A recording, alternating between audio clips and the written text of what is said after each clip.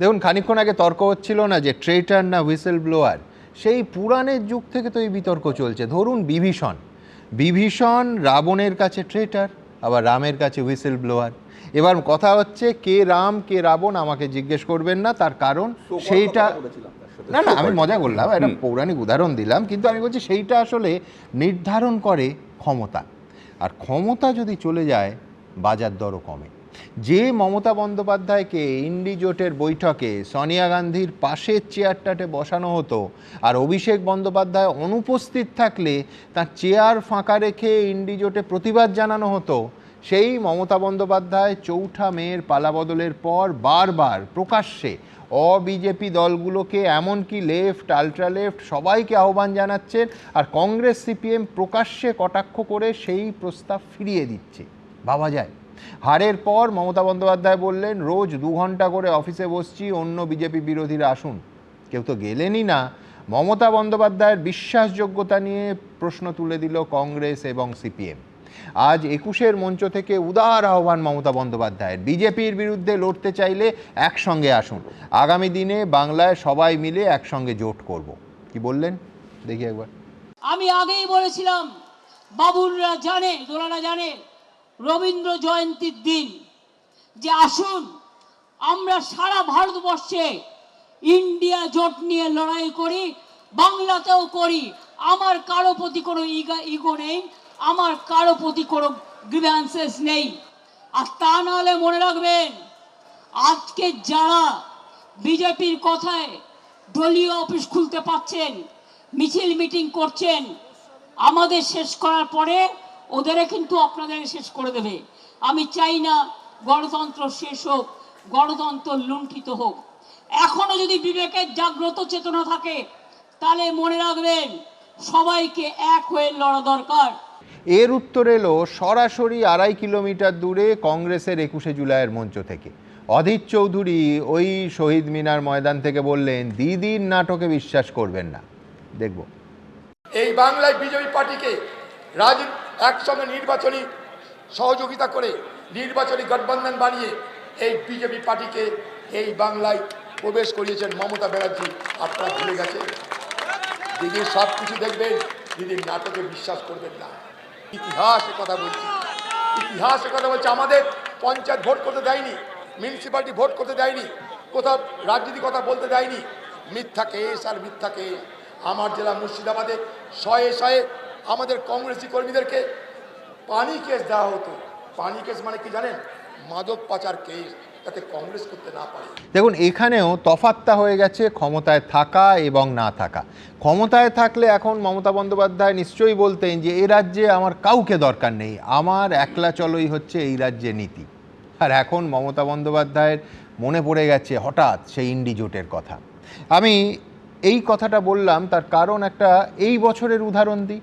7ই April Mamata Bandyopadhyay এই কংগ্রেসকে, এই বামেদের, এই অন্যান্য বিজেপি দলগুলোকে, এই রাজ্যের যারা লড়াই করছিল বিজেপির বিরুদ্ধে, কি বলেছিলেন দেখেন। গদাই মাদাই জগাই, বিজেপি কংগ্রেস সিপিএম তিনটে সেম। মনে রাখবেন, যারা একদিন সিপিএম করতো তারা আজকে বিজেপি করে। এই স্মৃতিটা এখনো জেগে আছে বলেই কি সৌম্যরা একেবারে পত্রপাঠ ওই প্রস্তাব ওই 2.5 কিলোমিটার দূরে শহীদ মিনার ময়দান থেকে আজই নাকচ করে দিল? এত তারা ছিল সৌম্য?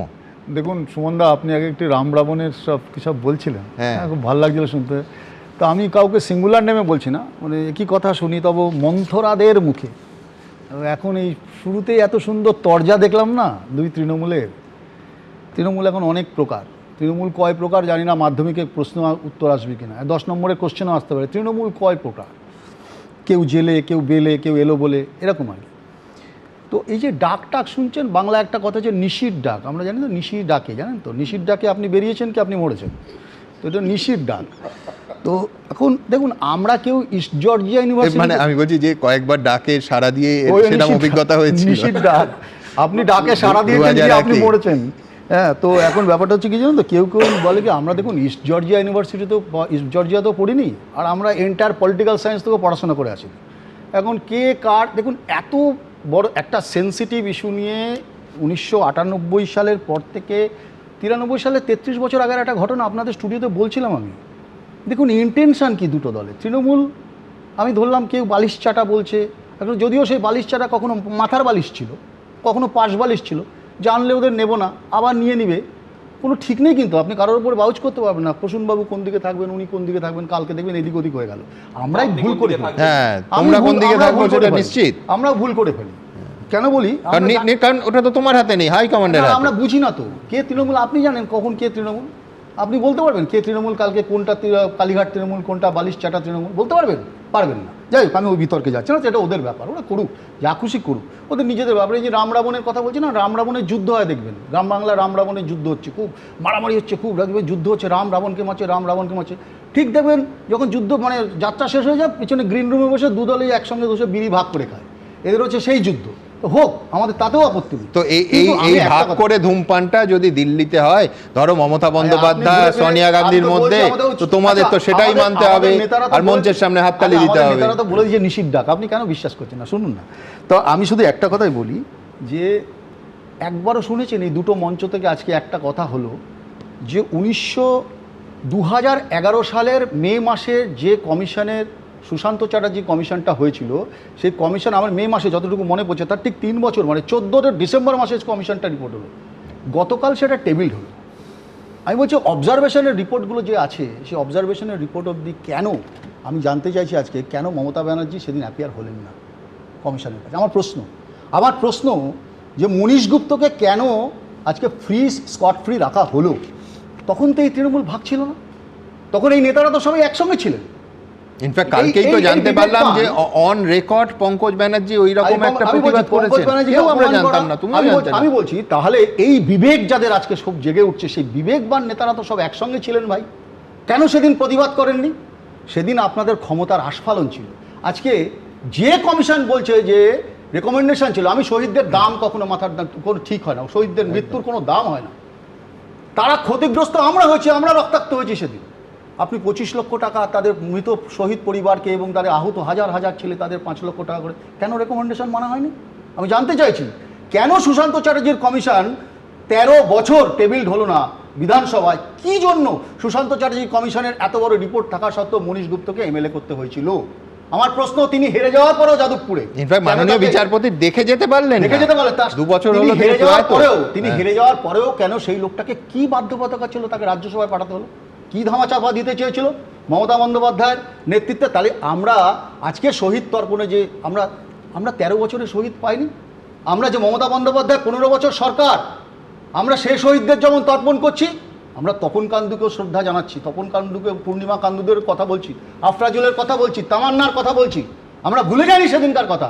ক্ষমতার দম্ভে অহংকারে মমতা বন্দ্যোপাধ্যায় শহীদদের পরিবারকে নিয়ে রাজনীতি করেছেন, এই রাজনীতি করেছেন, রাজনীতির রুটি শিখেছেন, এবং ওই শহীদের মঞ্চ 1998 সালের পরে আপনি বলছেন বিজেপির বিরুদ্ধে লড়াই, ওখানে জর্জ ফার্নান্ডেজ নিয়ে ওই মঞ্চে দাঁড়িয়ে বিজেপির নেতাদের নিয়ে তারা আস্ফালন করেছেন, আর কংগ্রেসকে দুর্বল করেছেন সারা ভারতবর্ষে। কংগ্রেস মুক্ত, যেমন মোদি দেখেন কংগ্রেস মুক্ত ভারতের কথা, পশ্চিমবাংলাতেও কংগ্রেস মুক্ত বাংলার কথা দেখেছেন মমতা বন্দ্যোপাধ্যায়, মঞ্চকে ব্যবহার করেছেন মমতা বন্দ্যোপাধ্যায়। দেখুন, আমি চাইলেই এই প্রশ্নটা করতে পারতাম, কিন্তু করবো না। যে মনীশ গুপ্তর ফাইল খোলার দাবি বলে তুমি করে দিলে না, আমি করছি না, কোন প্রশ্নটা করছি না সেই বলো। যে মনীশ গুপ্তের ফাইল খোলার দাবিতে আজকে সৌম্যতারা সভা করলেন, সেই মনীশ গুপ্তর সৌম্যতা নিজে কেন নির্বাচনী প্রচার করেছিল আমি প্রশ্নটা করছি না।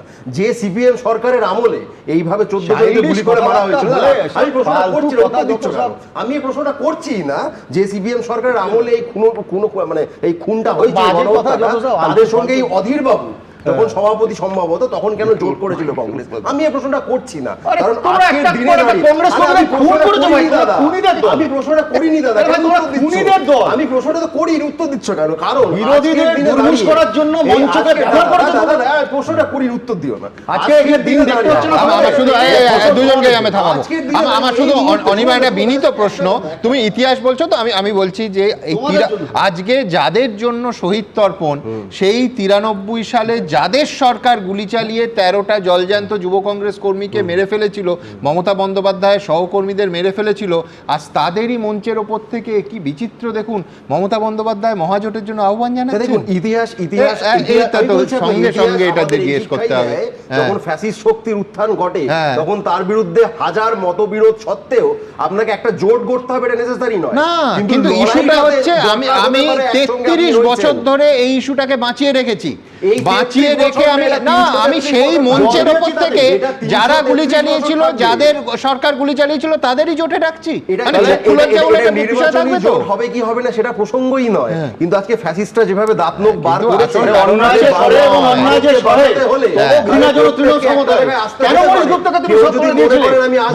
তাদের ব্যাপার, কিন্তু মানুষ আজকে বেছে নিয়েছেন তারা আজকে আমরা যদি বলি রাজনীতি করেছো মনোযুক্তকে নিয়ে বিজেপির বিরুদ্ধে খুব ইন্টারেস্টিং। হ্যাঁ, আমি জাস্ট রেসপন্ড করবো। বিশ্বনাথ দা একটা অবজারভেশন রেখেছেন যে মানে উনি ভিড় নিয়ে কথা বলছিলেন, যেহেতু আমাদের সঙ্গে সম্পর্কিত তাই রেসপন্ড করতে হলো।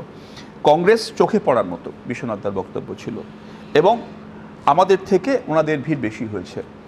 আমি ডেফিনেট বিশ্বনাথবাবুর দুটো জায়গাতেই গিয়েছিলেন, আমি জানি দুটো জায়গাতেই হেড কাউন্ট করেছেন। হয়তো ওনার পরে দ্রুত লেখা বইটার নাম হবে how to count a crowd in political rally. আমরা আশা করব এত ভালো গুনেছেন দুটো জায়গাকে, এটা আমরা খুব ইমপ্রেসড যে এরকম যদি কাউন্টিং আমরা পেয়ে যেতাম প্রত্যেকটা থেকেই পাবো আশা করি। নাম্বার 2, কল্যাণ ব্যানার্জি আপনারা বলছিলেন খুব ভালো একজন, মানে উনি যেটা বলে কাজ করেছেন, উনি বললেন ডেফিনেটলি কাজ করেছেন, পুরস্কারও পেয়েছেন আজকে। কাজ এবং সাথে সাথে পুরস্কার মঞ্চের ওপরে কোনো ইনস্ট্যান্ট জাস্টিস হয় এখানে কোনো অসুবিধা নেই। আপনারা বেশ সেন দৃষ্টিতে নজর রাখছেন কল্যাণ বন্দ্যোপাধ্যায়। আরে না কি বলছেন আপনারা।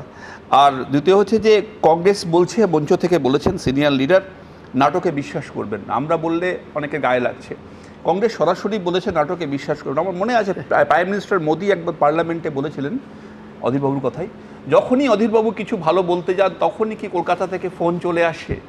ফোন কলকাতা থেকে কার কাছে যায়? আপনি ব্যাপারটা ভালো বোঝেন, মানে বিজেপি টিউনিংটা ভালো ধরতে পারেন না। না বুঝতে ওই যেমন আমি প্রশ্নদা আপনি না কি না বলুন, যদি ভুল বলি বলুন, শোনার হ্যাবিটটা করুন। আপনি বড় অফিসার ছিলেন, আমি জানি। প্রশ্নদা কথাটা বলেছেন না, এই কথাটা শুনতে ভালো লাগলো, আপনি ইনফরমেশন রাখেন।